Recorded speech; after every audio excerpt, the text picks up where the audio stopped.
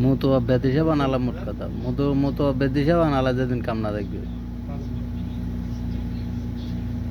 সংসারে খাওয়ানোর জন্য টাইম যায় না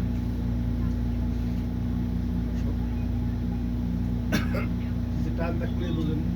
এটা করো এটা ধরতে পারছি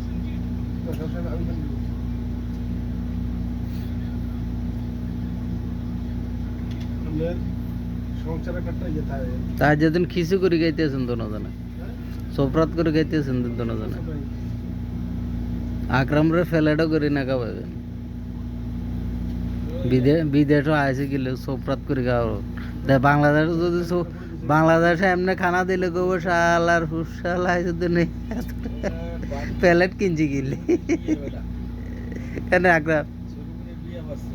হ্যাঁ